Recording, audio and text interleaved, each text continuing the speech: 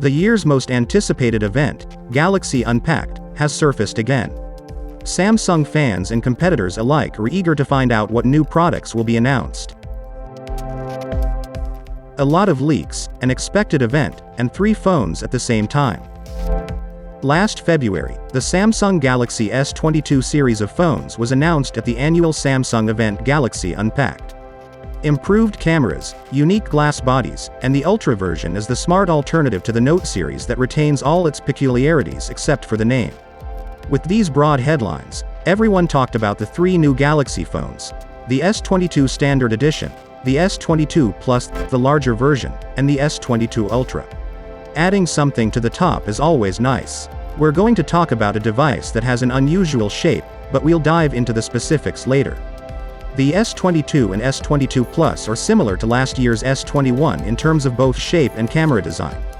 The significant difference this year is that the back of the 2 phones is made of Samsung's unique, exclusive Gorilla Glass Victus Plus instead of plastic. The Galaxy S22 and S22 Plus come with 6.1-inch AMOLED screens, FHD Plus resolution, and an ultrasonic fingerprint scanner.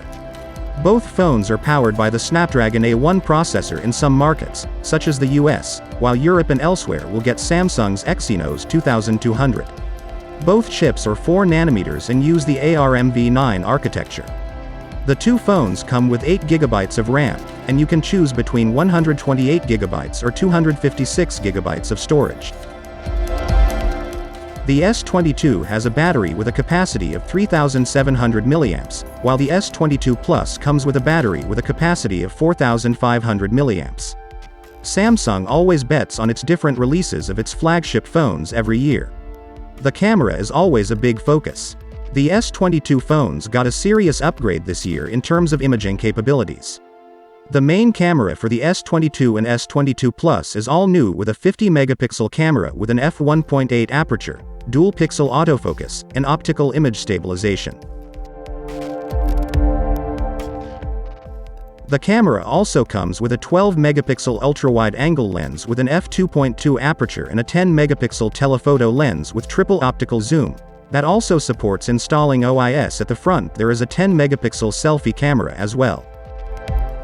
In addition to the hardware changes, Samsung says the changes in software and algorithms will improve performance in low-light and lens-based video. With the new adaptive pixel technology, you can capture images that combine high-quality 50-megapixel shots, color depth information, and sharpness details in their pixel-collected shots. The 2 phones come in several colors, including what is exclusive to the Samsung website, and they will be available in the market on the 25th of February, at a starting price of $800 for the Galaxy S22 and $1,000 for the S22 Plus. In addition to its 2 new phones from the Galaxy S series, S22 and S22 Plus, Samsung also announced a 3rd phone which reviewers found to be an attractive device. So, what distinguishes this version from its predecessors? Why did Samsung replace Ultra phones with its famous Note line? The Ultra model has always been a little different from other models, but this year Samsung took that concept to its extreme, as the S22 Ultra doesn't look like the other 2 phones, a version that comes in completely different colors and with a completely different camera unit. In fact, this design is closer to the Galaxy Note 2020 Ultra version with rounded sides and square top and bottom edges. The stylus comes built in and there's a designated space to hold it. Everyone thinks this phone contains all the features that make up the discontinued Galaxy Note series except its name. Apparently, analytics say the series has been discontinued to allow the Z Flip and Z Fold line of foldable phones to recover. But for many, it is nothing more than a marketing step to get rid of the Note name, which has been plagued with many problems, and to preserve the features that are popular with many. But under the name Ultra. Ultra, as usual, a larger version of the other models. It is longer, wider, thicker, and heavier. It has a large 6.8-inch screen with a resolution of QHD+, which is higher than the S22 and S22 Plus. The chipset here is the same as the first-generation Snapdragon A and Exynos 4 processors, so there won't be a huge jump in performance compared to the other 2 models.